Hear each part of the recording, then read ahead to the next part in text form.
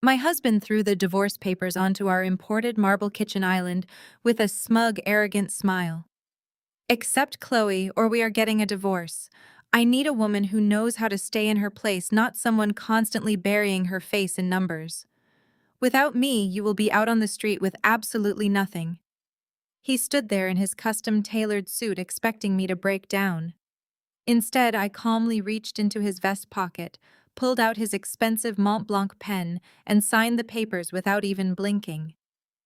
Done, I said smoothly. Now pack your things and get out of my house.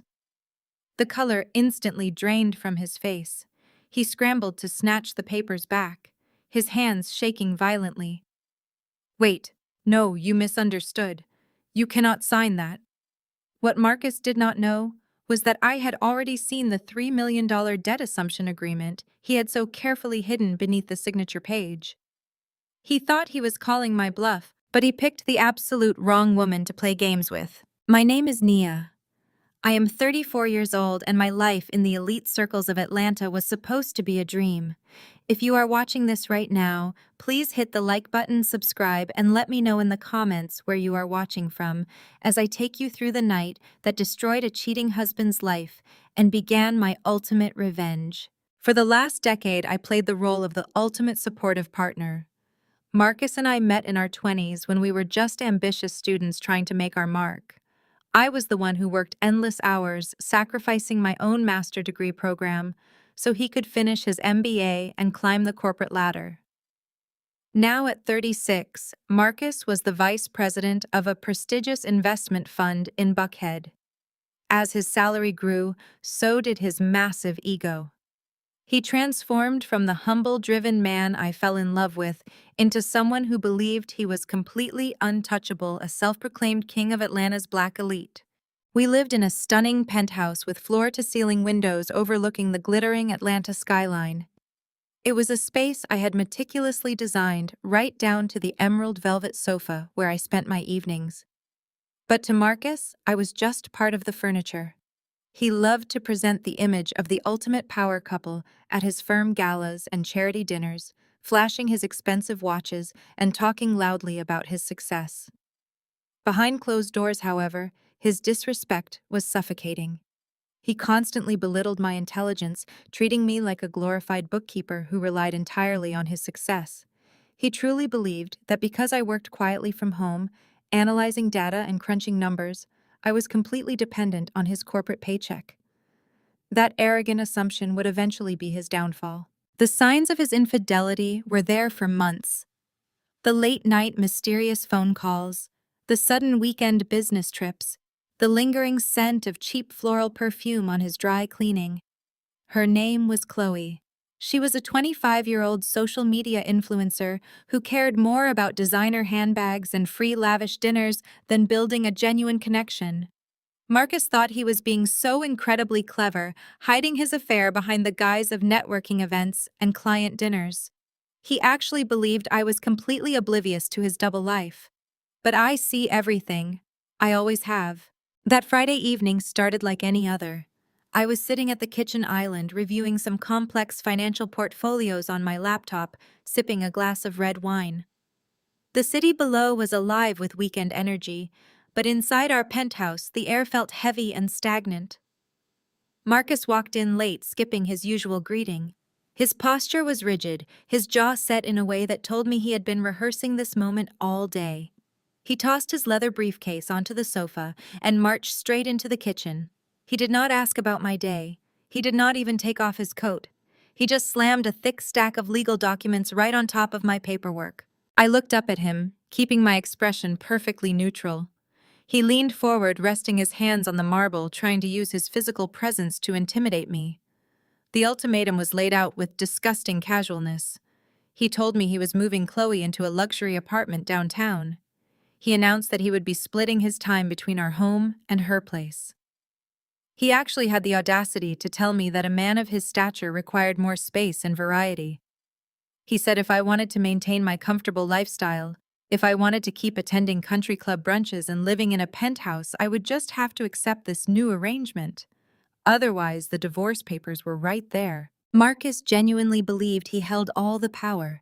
He thought he was offering me a generous compromise. In his mind, I was just a quiet, submissive woman who would rather share a wealthy husband than face the world alone. He smirked, adjusting his cuffs, waiting for the tears.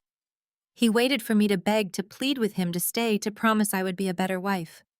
He wanted to break my spirit so completely that I would happily accept a mistress just to keep his last name and social standing.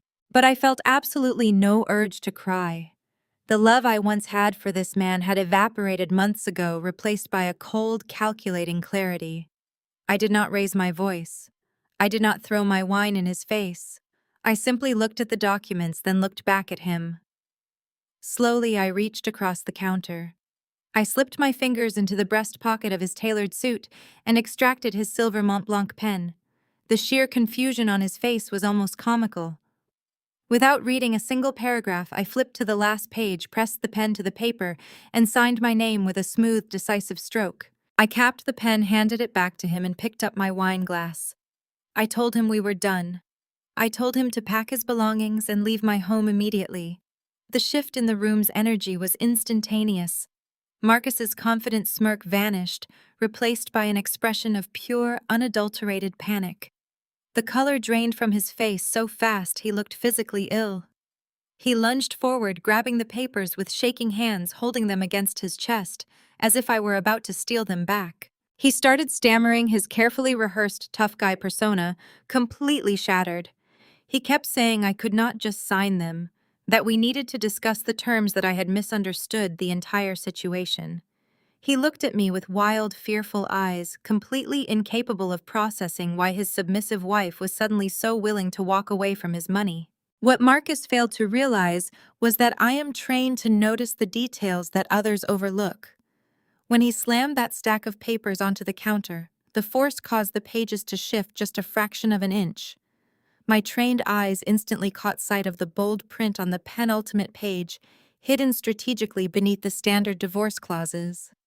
It was a transfer of liability form, a legally binding agreement stating that upon signing, the spouse would assume full responsibility for a massive corporate debt. $3 million. That was the exact amount Marcus had secretly embezzled and lost in a series of disastrous shell company investments. He knew the internal auditors at his firm were getting close to discovering the missing funds. He was desperate. He needed a fall guy, or in this case, a fall wife. His entire plan relied on my emotional devastation. He assumed I would be so blinded by the shock of his infidelity and the threat of divorce that I would either surrender and let him keep his mistress, or I would sign the papers in a tearful rage, legally taking on his massive financial crimes without ever reading the fine print. He tried to orchestrate the ultimate bluff. He wanted to trap me in a cage of debt and humiliation to save his own skin so he could ride off into the sunset with his shiny new girlfriend. But he made a fatal miscalculation. He forgot that the woman he dismissed as a simple number cruncher spent her days exposing financial fraud for a living. I did not just sign a divorce paper. I signed his professional death warrant. And as he stood there trembling in our kitchen, clutching the documents that were supposed to ruin me, he finally realized that the game had just begun. The morning sun poured through the floor-to-ceiling windows of the penthouse, casting long, sharp shadows across the marble floors. I was standing in the exact spot where Marcus had stood the night before, calmly sipping my espresso. He never came home. I did not expect him to. Marcus was a coward who preferred to do his dirty work from a safe distance. Instead of facing me himself, he sent his ultimate attack dog. Right at 8 o'clock, the private elevator chimed. The door slid open and Trent stepped into my foyer. Trent was Marcus's brother-in-law, married to Marcus's older sister, Jada. He was also the chief financial officer at the same investment firm where Marcus worked. Trent was a man who wore his privilege like a custom-tailored suit. He had that particular brand of arrogant swagger reserved for wealthy men who had never been told no in their entire lives. To Trent, and to the rest of Marcus's social climbing family, I was just the quiet, uneducated girl Marcus had taken pity on. They loved to remind me of my place. Trent did not bother knocking or asking for permission to enter my home. he strolled straight into the kitchen, his leather shoes clicking sharply against the tile, and dropped a thick manila folder onto the kitchen island. He looked around the penthouse with a sneer, taking in the expensive artwork and custom furniture, as if calculating how quickly they could repossess it all. "Morning, Nia," Trent said, his voice dripping with condescension. He unbuttoned his suit jacket and leaned against the counter, invading my space. He spoke slowly, enunciating every syllable as if he were explaining a complex concept to a toddler. "I am going to make this very simple for you because I know you do not understand how these things work. Georgia property laws can be quite tricky for someone without a legal or financial background." I took a slow sip of my espresso, letting the silence stretch. I did not offer him a seat. I did not offer him coffee. I just watched him dig his own grave. "Marcus called me last night." Trent continued, pacing a few steps. "He told me about the little stunt you pulled with the divorce papers. Signing them without reading the addendums was a remarkably foolish move, Nia. But Marcus is a generous man. He is willing to tear up that signed copy and give you a fresh start provided you cooperate." He tapped his manicured finger against the manila folder. "I brought a revised separation agreement. This one stipulates that you waive your right to alimony, surrender your claim to this penthouse, and walk away quietly. In exchange, Marcus will provide a modest relocation stipend. If you refuse to sign this new agreement right now, well, things are going to get very uncomfortable for you."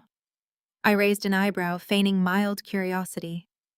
"Uncomfortable how exactly?" Trent sighed, rubbing the bridge of his nose in exaggerated frustration. "Listen to me, Nia. I am trying to help you. Marcus has already contacted the bank. As of 6 o'clock this morning, he froze every single joint credit card and locked down your checking accounts. He transferred all the liquid assets into an escrow account under my firm's management. You have absolutely zero access to funds. You do not have enough money to buy a cup of coffee this morning, let alone hire a lawyer to fight us." He leaned in closer, dropping his voice to a menacing whisper. "You are completely locked out.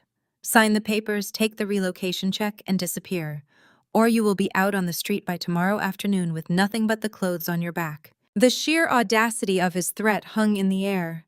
This was the dynamic Marcus and his family had relied on for years. They bullied, they intimidated, and they expected me to fold. I remembered a family dinner 5 years ago, shortly after Marcus had been promoted. Trent had openly mocked my decision to run a small consulting business from home, loudly declaring to the entire table that Marcus was carrying dead weight. My mother-in-law had chimed in, agreeing that I was lucky Marcus was willing to provide for a woman who had dropped out of her master's program. They had humiliated me while passing the gravy, completely unaware that the very consulting business they mocked was the only reason Marcus had passed his licensing exams. I had done his coursework. I had built his financial models. I was the architect of his success. I set my espresso cup down on the marble counter. The soft clink echoed loudly in the quiet kitchen. I looked Trent dead in the eye and let a slow, chilling smile spread across my face. "You froze the joint accounts," I said, making sure my tone was perfectly even. "You personally authorized the transfer of those funds into your firm's escrow account." Trent stood up taller, puffing out his chest. "That is correct. I am the chief financial officer. I have the authority to manage my executives' financial crises. Now pick up the pen and sign." I did not reach for the pen. Instead, I reached for my laptop sitting on the edge of the island. I flipped the screen open, typed in my password, and turned the monitor around so Trent could see the screen.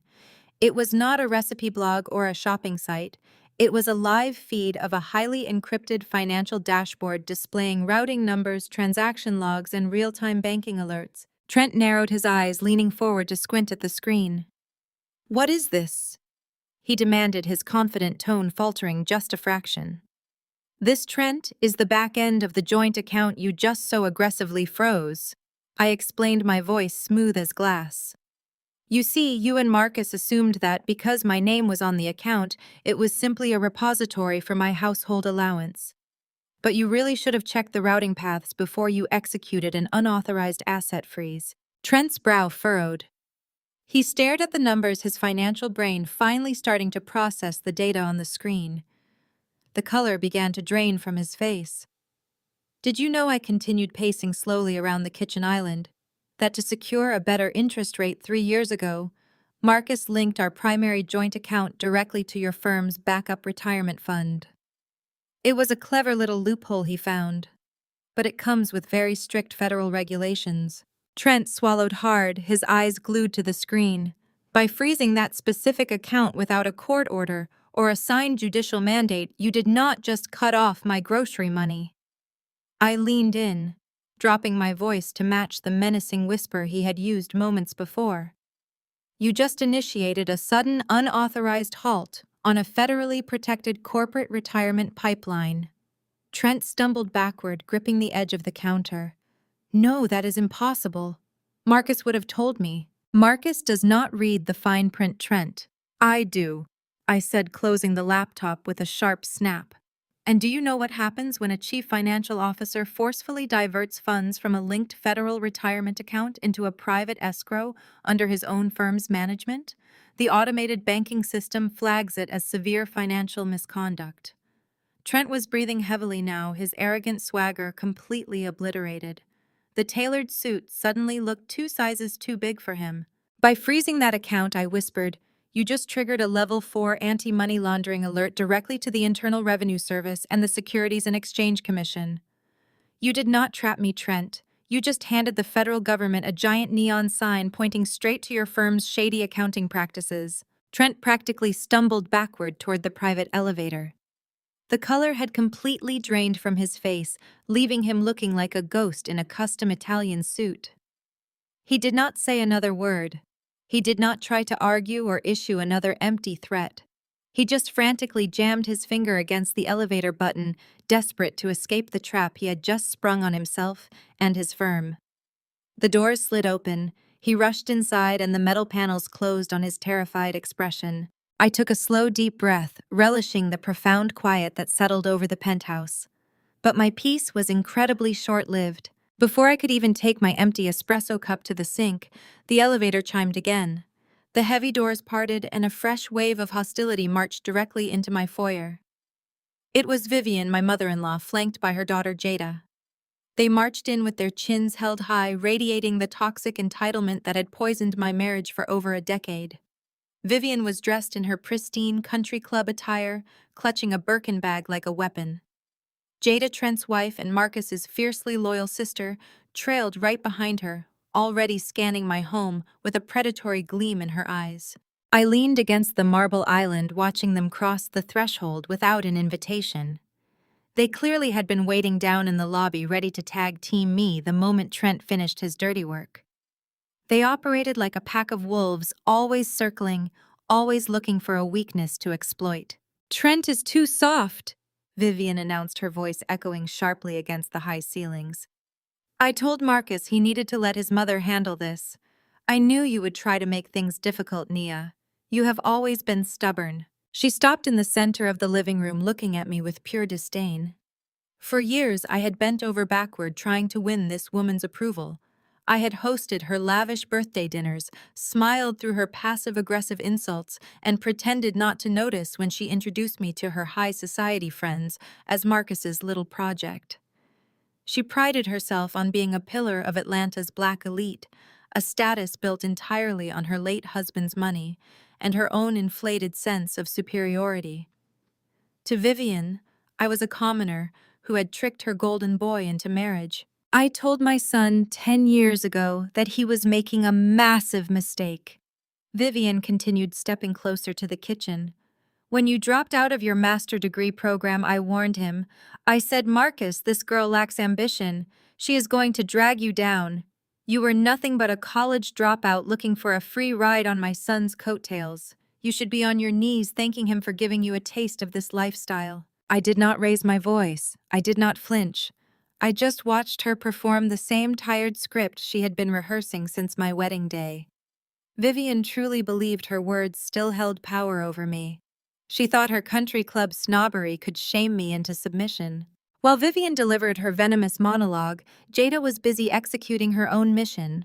She pulled a thick pad of neon pink sticky notes from her designer purse and walked straight over to my custom emerald velvet sofa. Marcus always hated this color, Jada said loudly, peeling off a pink note and slapping it right on the velvet armrest. But the resale value on these pieces is decent. She turned her back to me and began walking through my living room, aggressively placing sticky notes on the imported lamps, the glass coffee table, and the expensive abstract paintings I had personally commissioned from local artists. She was literally tagging my belongings like items at a garage sale. "What exactly are you doing, Jada?" I asked, my voice dangerously calm. "Taking inventory," Jada replied without missing a beat, slapping another neon note onto a crystal vase. "Trent texted us from the elevator. He said he froze your accounts, so Mom and I are here to make sure you do not try to pack up my brother's valuable assets and pawn them off. We are confiscating this property for Marcus. We all know you did not pay for a single thing in this penthouse." Vivian crossed her arms, a smug smile playing on her lips. "Listen to me, Nia. You do not understand how the real world works. Marcus has cut off your money. You are completely, entirely dependent on him. If you do not sign that separation agreement and leave quietly, you will not have enough cash to buy a cup of coffee this morning. Do not make this harder than it has to be. Just pack a single bag and walk out." They stood there in my living room, two women who had dedicated years to making me feel small, absolutely certain they had won. They thought they were the predators, and I was the prey. They genuinely believed I was a helpless, uneducated dependent who would shatter the moment the corporate credit card was declined. I slowly reached across the kitchen counter and picked up my iPad. I tapped a single application icon on the screen. A loud, heavy mechanical clink echoed through the penthouse as the smart home security system engaged. The steel deadbolts on the front doors and the private elevator automatically locked into place. The motorized privacy blinds lowered just a fraction, casting a cooler, sharper light across the room. The sudden mechanical sounds made both women jump. Jada dropped her pad of sticky notes on the floor. Vivian's smug smile vanished, replaced by a flash of genuine confusion. "What did you just do?" Vivian demanded, her voice losing its authoritative edge. "Open those doors right now." I ignored her. I opened the top drawer of the kitchen island, pulled out a thick, official-looking document, and tossed it carelessly onto the marble counter. It slid perfectly across the smooth surface, stopping right at Vivian's fingertips. "I suggest you put your reading glasses on, mother-in-law," I said smoothly. Vivian glanced down at the paper. Jada hurried over to her mother's side, leaning in to read the bold print at the top of the page. It was the official property deed to the penthouse. I walked around the island, my heels clicking rhythmically against the floor, matching the sudden erratic beating of their hearts. "This $2 million penthouse," I said, my voice echoing clearly in the locked room, was purchased entirely in cash. It was bought with the money generated by the consulting firm you two love to mock. The firm run by the so-called dropout. Jada stared at the document, her eyes wide as she read the ownership lines. "Wait," she stammered, looking up at me. "Marcus's name is not on here." "Of course his name is not on the deed, Jada." I smiled, feeling a rush of pure adrenaline. Marcus could not get his name on a lease for a used Honda Civic right now. His credit score is absolute garbage. He has been drowning in hidden corporate debt for 3 years, desperately trying to maintain the illusion of wealth to impress you and his high society friends. He is completely broke. I own this penthouse. I own the furniture you are currently vandalizing with office supplies. I own everything you are standing on. Vivian physically recoiled, her hand flying to her chest, as if she could not catch her breath. No, that is impossible. Marcus is a vice president. He makes 7 figures. Marcus is a fraud, I corrected her sharply. And right now, he is a fraud who is currently under investigation by the federal government because your idiot son-in-law just illegally froze a protected retirement account. I checked the sleek silver watch on my wrist, watching the second hand tick forward. "You have exactly 3 minutes, I announced, my voice dropping to a low, lethal octave. "You have 3 minutes to peel those ridiculous sticky notes off my furniture, turn around and walk out of my home. If you are still standing on my marble floors when that timer is up, I am calling the Atlanta Police Department. And I promise you they will be absolutely thrilled to escort 2 high society buckhead women out of this building in handcuffs for trespassing and breaking and entering." They did not wait for the 3-minute timer to hit 0. Jada scrambled frantically for her dropped designer purse while Vivian stumbled backward toward the private elevator, her face a mask of pure shock and terror. The heavy steel doors closed, sealing them out of my life and my home. I took a deep, satisfying breath, savoring the absolute silence of the penthouse. But my peace was violently interrupted just 3 days later by a woman who refused to admit she had lost. Vivian was desperate to regain the upper hand. She knew she had lost the financial leverage, so she resorted to the lowest form of emotional extortion. Months ago, she had borrowed a delicate gold locket containing the only photograph I had of my late mother, claiming she needed it for a vintage jewelry display at her country club. She had conveniently forgotten to return it. On Sunday morning, my phone buzzed with a text message containing a photo of my mother's precious locket dangling precariously over a running garbage disposal. The caption below it was a direct order. Sunday family dinner is at La Faison in Buckhead at 8 o'clock. Be there to discuss a civilized exit strategy, or this cheap little trinket goes down the drain. I stepped into the heavily perfumed air of La Faison that evening, instantly hit by the oppressive, suffocating atmosphere of the room. The crystal chandeliers seemed to spin slowly above my head, creating a dizzying, claustrophobic sensation. The restaurant was a playground for Atlanta's elite, filled with the clinking of expensive crystal and the loud, arrogant laughter of people who believed money made them invincible. I navigated through the maze of white tablecloths, maintaining a perfectly neutral expression as I approached the usual Anderson family table in the center of the dining room. Marcus was already seated, wearing a stiff, forced smile that completely failed to reach his panicked, darting eyes. And right beside him, sitting squarely in my usual seat, was Chloe. She was exactly as I had pictured her, draped in flashy designer labels, with her phone held high in one hand, constantly recording her supposedly lavish lifestyle for her followers. Vivian sat at the head of the table like a queen holding court. When she saw me approach her, eyes lit up with malicious, triumphant glee. She raised a manicured finger and pointed toward a tiny, cramped table wedged right next to the swinging kitchen doors. "The family table is completely full tonight," Vivian announced, her voice intentionally projected so the neighboring tables could hear every word. "We simply do not have space for outsiders anymore. You can go sit over there and wait." I did not argue. I did not cause the tearful scene they were desperately hoping for. I calmly walked over to the small, isolated table near the kitchen and took my seat. I ordered a glass of vintage Cabernet and a filet mignon, perfectly content to watch their ridiculous performance from the periphery.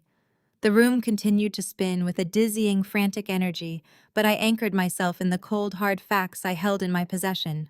They spent the next 2 hours putting on an absurd show of wealth and happiness. They laughed obnoxiously loud. They ordered the most expensive caviar and imported seafood on the menu. I watched as Vivian endlessly praised Chloe, loudly complimenting her youth, her beauty, and her vibrant social media presence.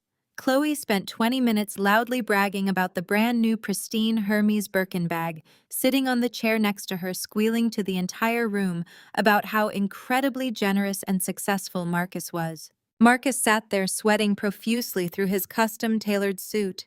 He knew about the frozen accounts. He knew about the federal alerts triggered at his firm. But his massive, fragile ego would not allow him to cancel a highly visible public dinner, and his utter cowardice prevented him from telling his own mother or his shiny new mistress that he was completely and entirely bankrupt. He was desperately trying to buy one last night of pretending he was the untouchable king of Atlanta. Then the moment of reckoning arrived. The waiter approached their table carrying a thick black leather folder. The bill had to be astronomical, easily pushing $4,000 given the vintage champagne they had been downing all night.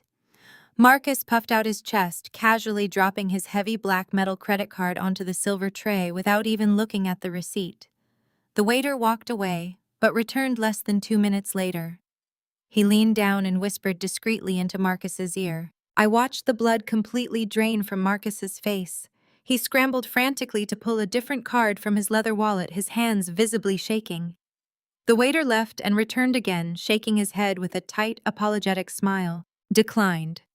Both cards were dead. The invincible Marcus Anderson was officially out of funds in the middle of the most expensive restaurant in the city. The panic at the family table became a physical living thing. Vivian looked confused and deeply offended. Chloe looked annoyed that the waiter was interrupting her lighting for a selfie. I stood up from my small, isolated table. I smoothed down my skirt, walked directly over to the waiter, and handed him my heavy corporate card. "Put their entire bill on this," I told the waiter smoothly.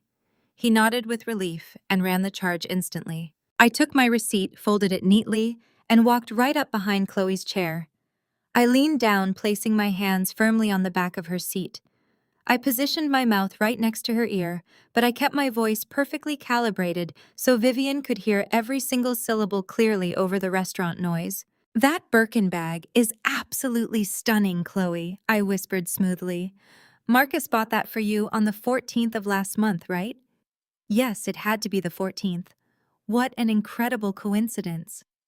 That is the exact same day $25,000 was mysteriously withdrawn from Vivian's primary retirement account using a forged authorization signature.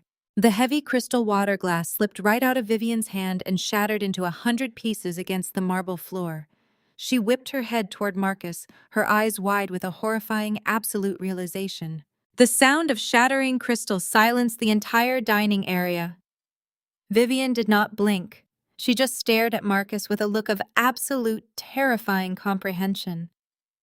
Marcus scrambled out of his chair, completely ignoring the spilled water soaking into his expensive trousers. He tried to reach for his mother, stuttering out a pathetic string of desperate denials, blaming banking errors and identity theft.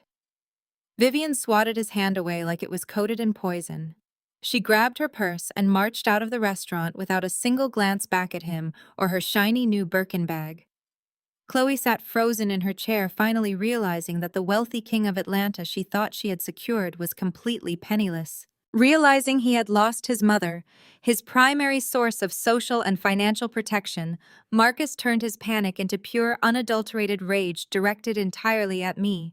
He stormed away from the table and pushed through the heavy glass doors toward the valet stand, frantically pulling his cell phone from his jacket pocket. I followed at a leisurely pace, stepping out into the warm, humid Georgia night. I stood under the soft glow of the restaurant's exterior lights, my hands resting perfectly still in front of me, fingers smoothly interlaced. I watched him pace the concrete like a cornered animal.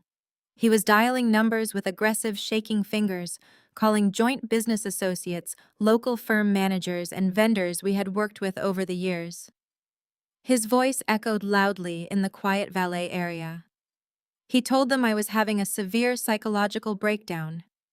He warned them that my consulting firm was a complete scam, a front for fraudulent activities. He begged them to cut ties with me immediately, claiming I was dangerous and unstable. He was trying to burn my entire professional world to the ground. He genuinely thought he could destroy my livelihood with a few desperate, angry phone calls. Even after everything that had happened over the last 24 hours, Marcus still believed I was just a glorified bookkeeper shuffling spreadsheets in the spare bedroom. He forgot what my consulting firm actually did. I was not a simple number cruncher. I was the managing director of a premier forensic accounting agency. My entire team specialized in investigating complex white-collar financial crimes, uncovering offshore shell companies, and tracing embezzled corporate funds. 10 years ago, I dropped out of my master's degree program, not because I lacked ambition or intellect. I dropped out to work grueling double shifts so Marcus could finish his MBA without taking on massive student debt. I sacrificed my own academic timeline to secure his future. But while he spent the last decade building his massive ego and attending networking galas, I spent it quietly earning my specialized credentials and building a formidable network of federal agents, high-level auditors, and corporate whistleblowers. I exposed arrogant, corrupt men exactly like him for a living. His attempt to blacklist me was like throwing a match into the ocean. My phone buzzed in my hand, pulling me from my thoughts. It was a text message from Jada. Marcus must have alerted his sister to his smear campaign. I glanced down at the screen. The message read, "Get ready to live under a bridge trash. Marcus is blacklisting you in the entire city." I looked up. Marcus was glaring at me from across the driveway, putting his phone back into his pocket. A triumphant, malicious sneer had returned to his face. He puffed out his chest, completely convinced that he had just delivered the final fatal blow to my career. He thought he had left me with absolutely nothing. Before I could even type a response to Jada, my phone began to ring. It was a direct call from a private corporate number. I maintained eye contact with Marcus, swiped the screen, and brought the device to my ear. A deep, authoritative voice spoke on the other end. "Miss Nia, this is Arthur Vance, the Chief Executive Officer at Marcus & Trent's investment firm." I kept my expression perfectly neutral, watching Marcus cross his arms, waiting for me to crumble. "I have heard the ridiculous rumors your husband is frantically trying to spread tonight." "Arthur." Vance continued, his tone tight with suppressed anger. "I do not care about a single one of them. The board of directors just concluded an emergency session. We need to hire your forensic accounting firm immediately. We want you to lead an independent, full-scale investigation into Marcus & Trent." I did not break eye contact with Marcus. My expression remained entirely impassive, betraying absolutely nothing of the seismic shift that had just occurred. I simply told Arthur Vance that my team would be fully mobilized and inside his firm's network by midnight. I ended the call and slipped my phone back into my bag. Across the valet driveway, Marcus was still smirking, puffing out his chest under his tailored suit, entirely convinced he had just orchestrated my ultimate downfall. He yelled something derogatory across the concrete, a final, pathetic attempt to assert dominance. I did not even grant him the dignity of a response. I just handed my ticket to the valet, stepped into my car, and drove away, leaving him standing in the humid night air with absolutely no idea that he had just handed me the keys to his own execution. By midnight, the atmosphere inside my consulting firm was electric. My office was a sprawling modern space of glass and steel, completely silent, except for the rapid, synchronized clicking of keyboards. I walked slowly down the center aisle, moving seamlessly from one glowing monitor to the next, watching my team of elite forensic accountants rip Marcus & Trent's fabricated financial empire apart piece by piece. For years, Vivian and Jada had mocked my business, dismissing it as a little-at-home project. They had no concept of what forensic accounting actually entailed. We did not balance checkbooks. We hunted white-collar criminals. We traced invisible money through complex corporate labyrinths.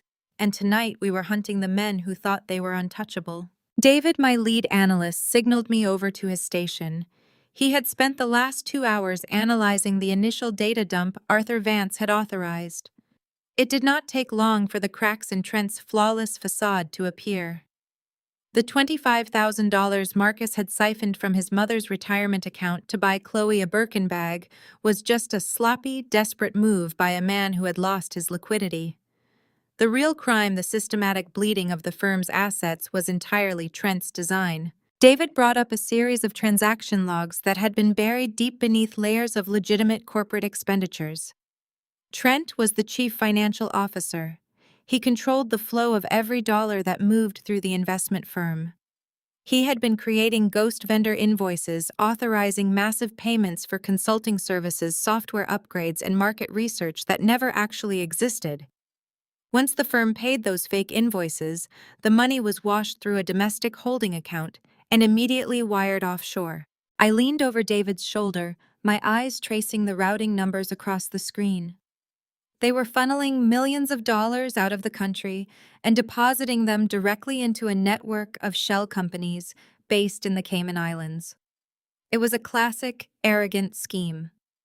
Trent believed his position shielded him from internal audits, and he assumed the offshore accounts were completely insulated from federal oversight. Before we could trace the exact ownership of the Cayman entities, the heavy glass doors of my office swung open. It was barely 8 o'clock the next morning, but a man in a sharp gray suit marched past my receptionist and walked directly toward my glass-enclosed office. He did not ask for permission.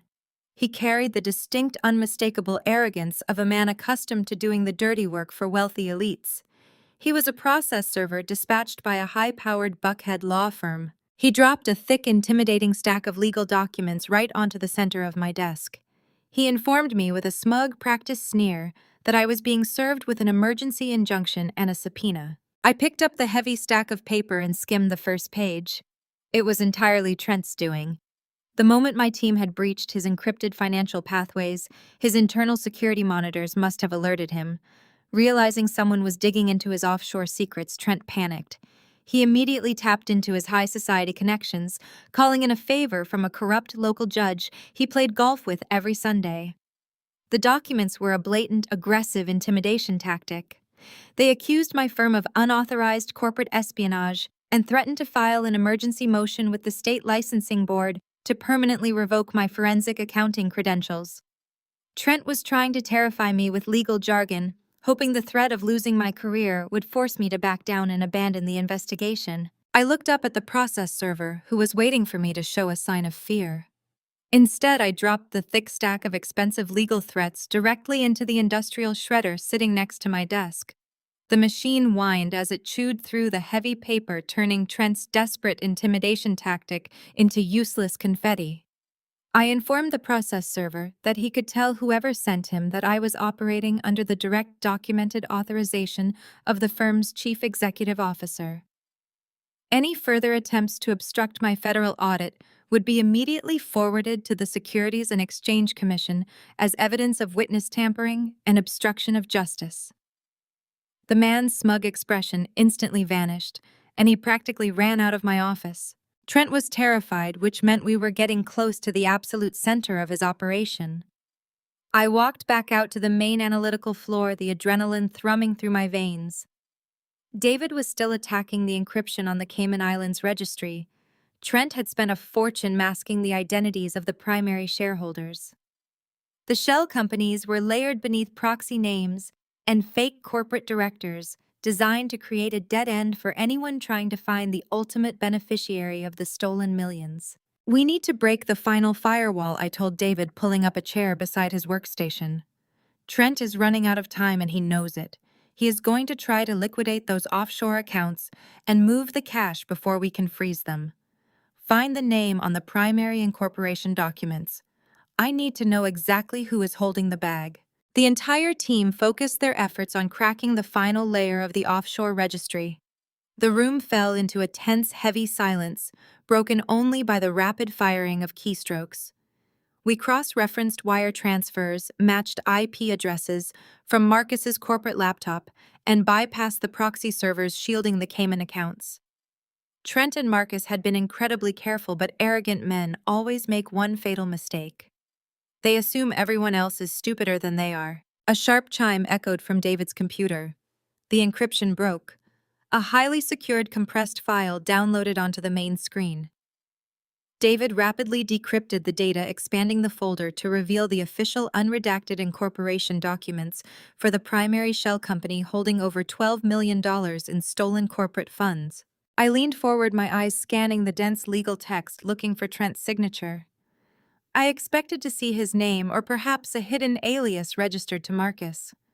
I expected to find the sophisticated mastermind behind the international fraud. Instead, my eyes locked onto the primary shareholder designation, and a cold, sharp shock rippled through my entire body. The name on the federal incorporation documents was not Trent. It was not Marcus. It was Chloe. David pulled up the attached scanned identification files used to open the offshore accounts. There, glowing brightly on the high-definition monitor, was a copy of Chloe's driver license and her passport. Her signature, loopy and careless, was scrawled across dozens of fraudulent wire transfer authorizations and international tax evasion forms. The utter breathtaking sociopathy of it hit me all at once. Marcus had not just bought a pretty young influencer a Birkin bag. He had weaponized her naivety. He had taken this 25-year-old girl, dazzled her with expensive dinners and designer gifts, and quietly used her personal identification to establish the entire criminal enterprise in her name. While Chloe was busy taking selfies and bragging to her followers about her wealthy, generous boyfriend, Marcus was systematically turning her into the ultimate sacrificial lamb. She had no idea she was managing a multi-million-dollar money laundering operation. But when the federal authorities inevitably came knocking, Marcus and Trent would walk away clean, pointing their fingers directly at the naive girl whose signature was on every single piece of incriminating evidence. Marcus had groomed her specifically to take the fall and go to federal prison in his place, an exclusive French cafe tucked away in the wealthiest pocket of Buckhead. From the high-rise balconies towering above the street, looking down at the scene, I imagine I looked like a solitary, unmoving statue amidst the bustling patio of socialites and businessmen. As the perspective shifted down to eye level, the tension at my small corner table was palpable. I sat perfectly still, my hands calmly intertwined and resting on the white linen tablecloth. I was waiting for the girl who actually believed she had stolen my life. She was exactly 20 minutes late, a calculated amateurish move meant to establish dominance. Chloe strutted onto the patio wearing a pristine white designer sundress, the notorious Hermes Birkin bag clutched tightly in the crook of her elbow like a trophy. She wore oversized sunglasses and a smug, heavily glossed pout. But her most prominent accessory was the massive, flawless diamond ring glittering violently on her left hand. She made sure to flash it at the hostess, flash it at the waiter, and flash it directly in my face as she pulled out the wrought iron chair across from me.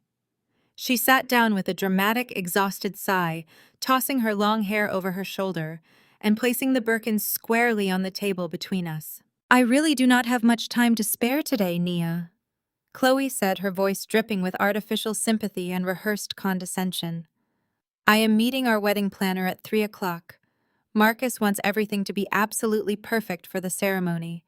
He told me that you two never really had a proper luxurious celebration, so he is going all out for us to make up for his past mistakes." She extended her left hand ostensibly to inspect her fresh manicure, but clearly aiming the blinding reflection of the diamond straight at my eyes. "I hope you did not ask me here to beg me to leave him," Chloe continued, leaning back in her chair with a victorious smirk. "He has already made his choice. You need to accept that it is over and move on with your life." I did not blink. I did not react to the massive ring, the petty taunts, or her pathetic attempt at emotional warfare. I simply unclasped the brass locks of my leather briefcase and pulled out a thick, heavy manila folder. I set it gently on the table right next to her prized handbag. I rested my hand on top of the cardboard cover, watching the smug satisfaction slowly drain from her heavily contoured face as the silence stretched between us. "I am not here to fight you over Marcus," I said, my voice smooth, quiet, and entirely devoid of emotion. "You can keep him. I do not want him.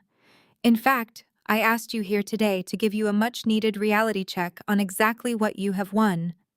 I slid the heavy folder across the white linen until it touched her fingertips. "Open it," I commanded softly. Chloe hesitated, her bravado faltering under my unwavering gaze. She looked around the patio as if expecting a trap, then slowly reached out and flipped open the cardboard cover.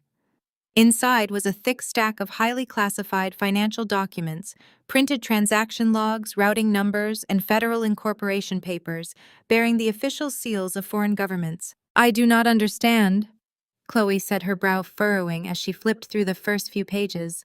"What is this supposed to be? Are these his bank statements?" "That is the definitive paper trail for a complex network of offshore shell companies located in the Cayman Islands," I explained, leaning back in my chair and watching her carefully. "Over the past 3 years, millions of dollars have been illegally embezzled from Marcus and Trent's investment firm.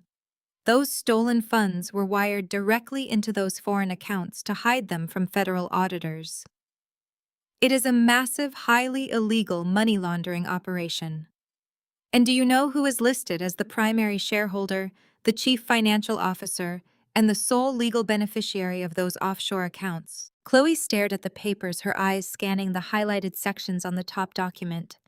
I watched the exact second her brain processed the information printed on the page. Her breath hitched sharply.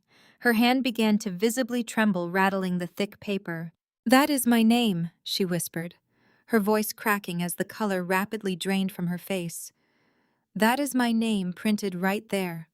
And that is my signature on the authorization line. But I never signed this document. I do not know anything about the Cayman Islands or shell companies. I swear I did not do this. I know you did not do it, Chloe. I said, my tone shifting to something cold and clinical. But Marcus did. You see, Marcus did not choose you because you are special. He did not choose you because you are his soulmate. He chose you because you are young, financially naive, and completely desperate for a luxury lifestyle you could not afford on your own. He used you as a human shield. I pointed a perfectly manicured finger at the massive diamond ring trembling on her left hand. You think he bought that engagement ring with his own hard-earned corporate salary? You think that expensive Birkin bag was a spontaneous gift of true love? No. He bought those luxury items using funds drawn directly from the fraudulent accounts registered in your name. He has been systematically washing stolen corporate money through your personal identity for months. He had you sign a stack of documents under the guise of buying you a luxury condo, and instead he made you the sole owner of a criminal enterprise. Chloe dropped the papers as if they were physically burning her.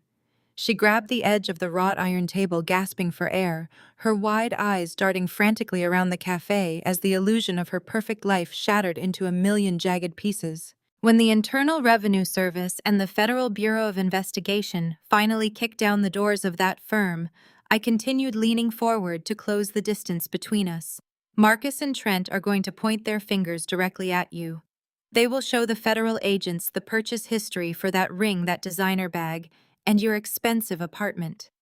Marcus will look the judge dead in the eye and claim he was just a helpless victim of a manipulative, greedy young woman who used his affection to steal millions from his company.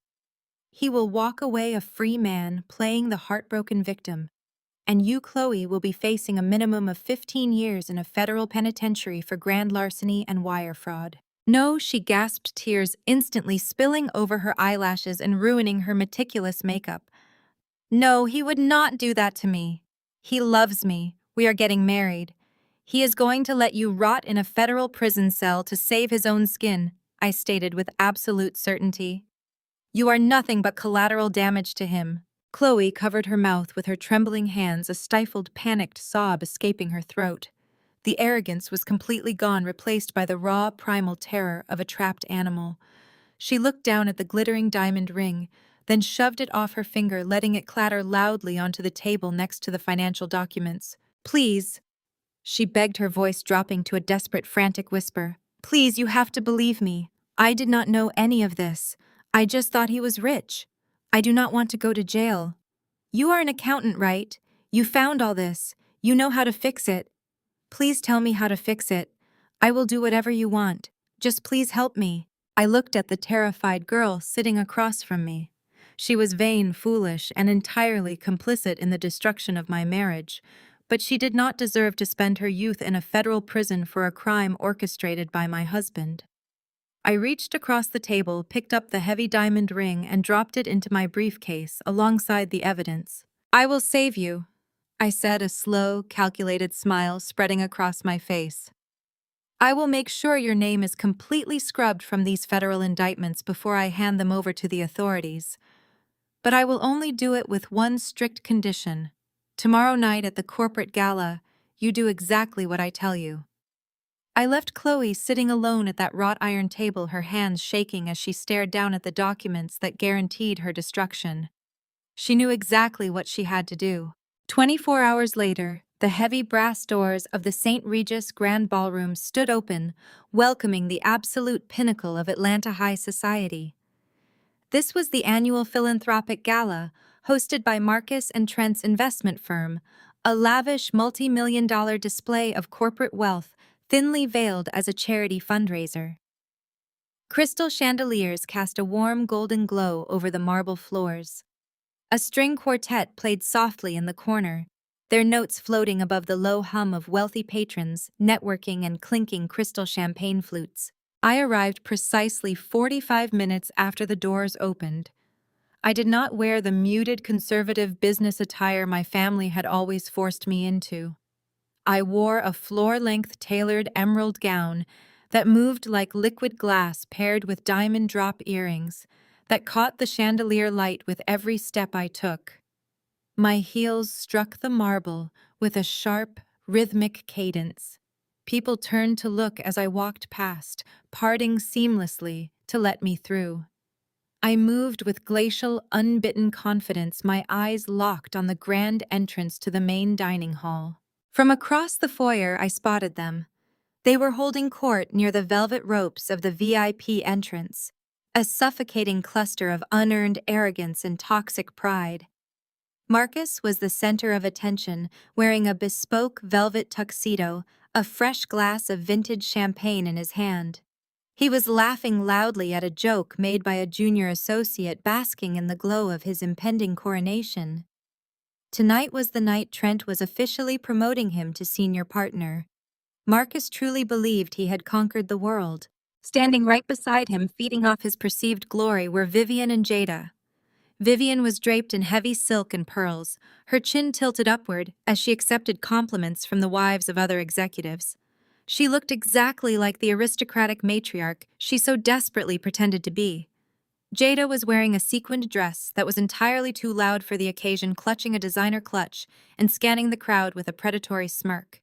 And hovering just behind them, playing the role of the benevolent kingmaker, was Trent. I did not break my stride. I walked directly toward the VIP entrance. Jada saw me first. The obnoxious braying laugh died instantly in her throat. She froze, her eyes widening as she took in my appearance completely, unable to reconcile the woman in the emerald gown with the quiet, submissive sister-in-law she had tormented for years. She aggressively tapped Vivian on the arm and pointed a manicured finger in my direction. Vivian turned, her smug expression instantly hardening into a mask of pure, unadulterated disdain. Trent noticed the shift in their demeanor and followed their gaze.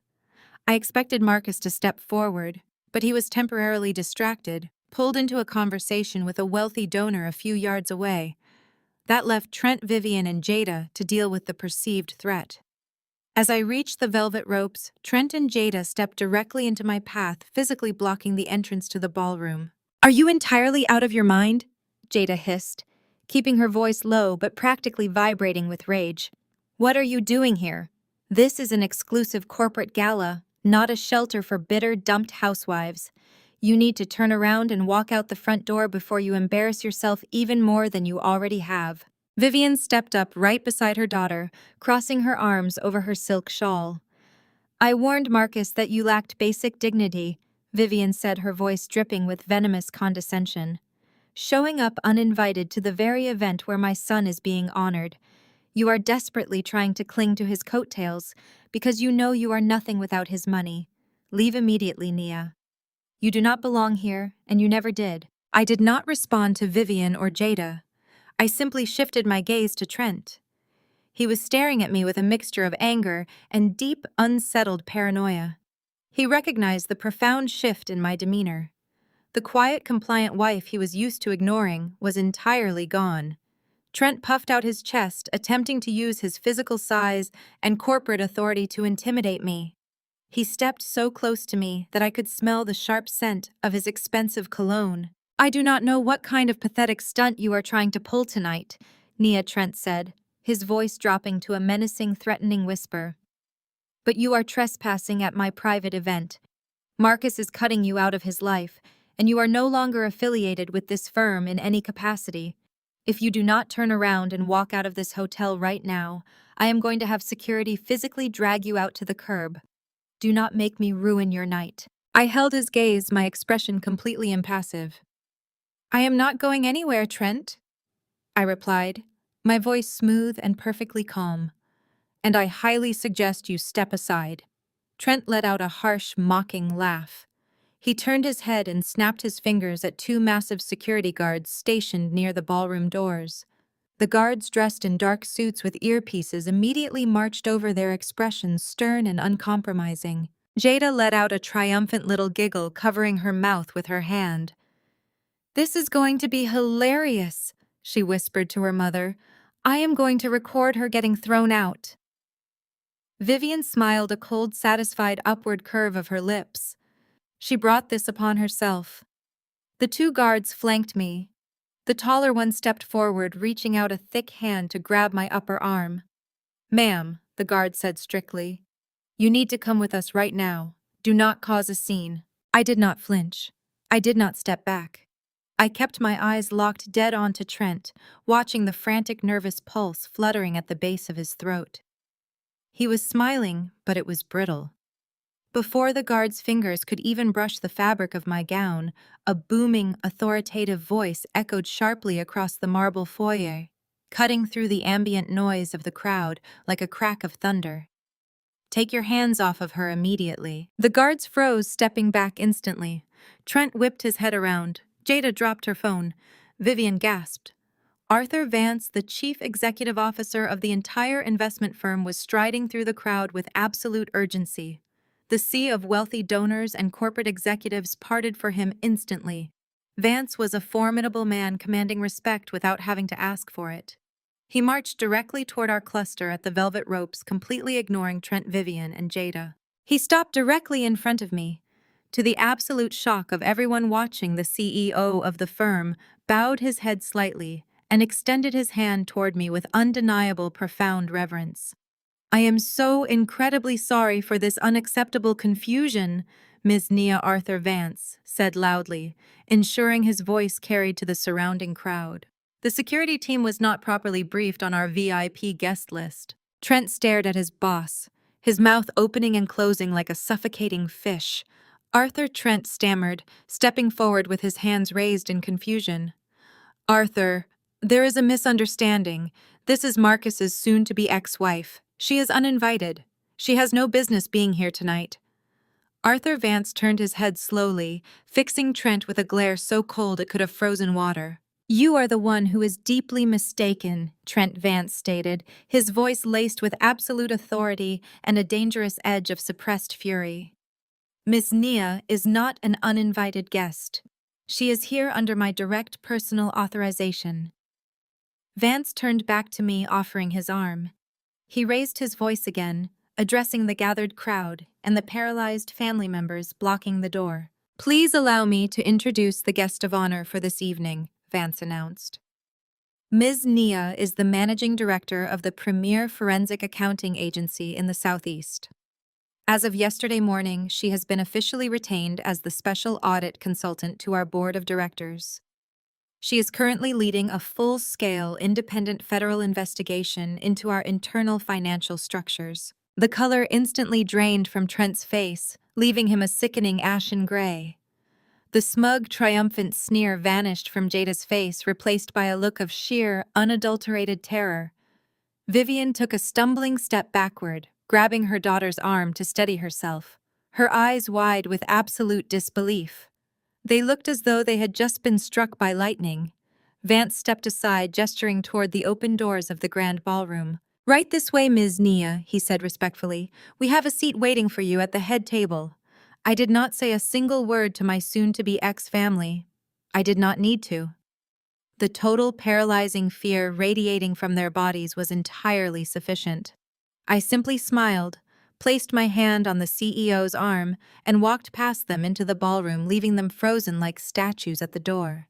The grand ballroom of the St. Regis was a masterclass in calculated corporate opulence. Towering crystal chandeliers cast a warm golden glow over the polished marble floors, illuminating a sea of Atlanta's most elite socialites, federal judges, and high-powered executives.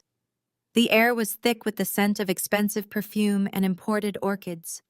Waiters in crisp white jackets circulated seamlessly through the crowd, balancing silver trays of vintage champagne and caviar. Arthur Vance guided me directly through the center of the room. The crowd parted for the chief executive officer without hesitation, offering respectful nods and curious glances in my direction. I moved with a slow, deliberate grace, the heavy silk of my emerald gown gliding silently across the marble. I did not look back, but I could feel the absolute paralyzing panic radiating from the foyer behind me. Trent, Vivian, and Jada had been effectively neutralized, reduced to terrified spectators at their own coronation. Vance pulled out a chair for me at the center VIP table, positioned directly in front of the massive main stage. I took my seat, smoothing my dress and accepting a crystal glass of sparkling water. A few moments later, I saw Trent slink into the ballroom. The arrogant, broad-shouldered chief financial officer looked physically ill.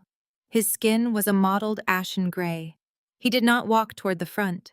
Instead, he practically dragged Vivian and Jada toward a darkened, obscure table near the emergency exit, hiding in the shadows, far away from the spotlight they so desperately craved. The house lights dimmed, signaling the beginning of the evening's main event. A hush fell over the 500 wealthy attendees as the master of ceremonies took the stage. He spoke with practiced enthusiasm, boasting of record-breaking profits, unprecedented market growth, and a new era of aggressive corporate leadership. The crowd offered polite, synchronized applause. Then the tone shifted. The MC announced the promotion of the hour. Marcus was called to the stage to receive his official induction as senior partner of the firm. From my vantage point directly below the stage, I watched Marcus step out from the wings. He moved with the swagger of a conquering king, completely oblivious to the fact that his financial empire had already been seized. He adjusted the lapels of his bespoke velvet tuxedo, flashing a brilliant, blinding smile to the press photographers gathered near the stairs. He ascended the steps, taking his place behind the polished mahogany podium. He looked out over the massive crowd, soaking in the applause, ready to deliver his triumphant monologue. And then his eyes swept down to the center VIP table. Marcus expected to see Arthur Vance beaming up at him. He expected to see his mother weeping with aristocratic pride in the front row. Instead, his gaze locked directly, unavoidably, onto mine.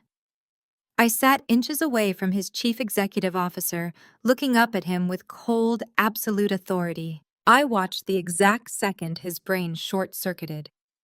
The brilliant smile froze on his face, rapidly decaying into a grimace of pure shock. His grip on the edges of the wooden podium tightened so fiercely that his knuckles turned stark white under the harsh stage lights. A visible sheen of cold sweat instantly broke out across his forehead. He blinked rapidly, his chest heaving as he swallowed hard, desperately trying to process the absolute impossibility of my presence in the seat of honor. But Marcus was a narcissist to his core, and narcissists are driven by a blinding, self-destructive pride. He could not run. The cameras were flashing. The most powerful people in Atlanta were watching his every move. He forced his rigid facial muscles into a strained, incredibly unnatural smile. He leaned into the microphone, his voice slightly higher pitched and tighter than usual, completely ignoring the massive emerald-clad red flag sitting right in front of him. He began his speech. It was a masterpiece of corporate delusion and towering ego. He spoke passionately about the grueling climb to the top, the late nights, and the immense personal sacrifices required to achieve true greatness. As his confidence artificially inflated, the veiled insults began. He simply could not resist taking a shot at me, foolishly believing he still held the upper hand. He spoke to the crowd about the critical importance of surrounding oneself with winners. He talked about how easy it is for a visionary to be held back by short-sighted people. He warned the executives in the room about the danger of anchors people who lack ambition, people who refuse to understand the relentless necessary drive of a true innovator.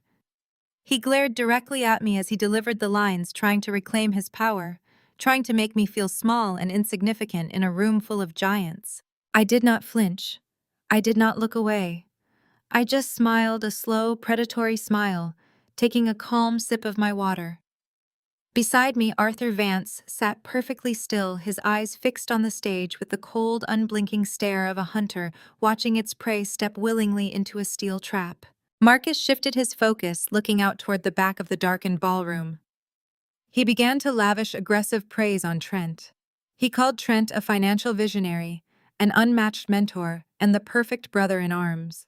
He spoke passionately about how they had built an unbreakable bond based on absolute trust, transparency, and a shared desire to elevate the firm to unprecedented heights. He pointed a dramatic finger toward the shadows, asking the entire crowd to give a massive round of applause for the brilliant chief financial officer. The spotlight operator swept the beam across the room, searching for the man of the hour. The bright white light finally hit Trent, illuminating him slumped in a chair near the exit. Trent did not stand up. He did not wave. He sat entirely rigid, his face buried in his hands, looking exactly like a man waiting to be led to the gallows. The crowd applauded politely, clearly confused by the CFO's bizarre, terrified demeanor. Marcus, completely oblivious to the absolute terror radiating from his so-called perfect brother, pressed on. Gripping the microphone with renewed, desperate energy, Marcus took a deep breath to deliver his grand finale. He announced that tonight was not just about his professional success. It was about building a permanent legacy. He talked about the importance of a perfect family, a true partnership built on glamour, ambition, and shared wealth. He told the silent, captivated room that he wanted to share this ultimate triumph with the woman who truly understood his worth, the woman who would stand by his side as he conquered the financial world. He looked toward the side entrance of the ballroom, gesturing grandly with his free hand. He called for Chloe to come to the stage. He announced to the flashing press cameras, to the powerful board members, and to the entire city of Atlanta that he was proposing tonight. He wanted to publicly, undeniably solidify their perfect, wealthy future right there under the chandeliers. He waited. The spotlight aggressively hit the side door. The entire ballroom turned their heads to look. The heavy wooden door remained completely shut. There was no Chloe. There was no pristine white designer dress, no shiny Birkin bag, no adoring, naive young woman running up the steps into his waiting arms. She was already miles away, frantically packing her bags, terrified of the federal prison sentence Marcus had blindly orchestrated for her. The silence in the grand ballroom stretched, transitioning from dramatic anticipation to a heavy, suffocating awkwardness. Marcus's confident, winning smile began to violently fracture. A bead of sweat rolled down the side of his face. He leaned heavily back into the microphone, opening his mouth to call her name again, to make a charming excuse to force his manufactured narrative back on track. But when he spoke, absolutely no sound came out. The microphone was completely dead. Marcus tapped the metal grill with his index finger. A dull, hollow thud echoed weakly over the podium, but the electronic amplification was entirely gone.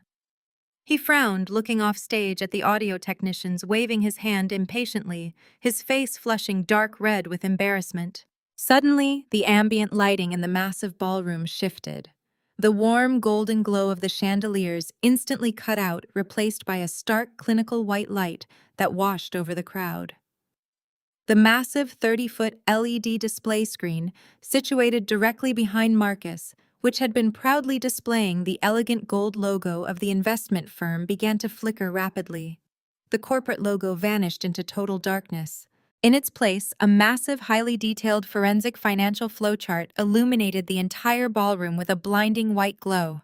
The screen was filled with an undeniable, catastrophic web of data.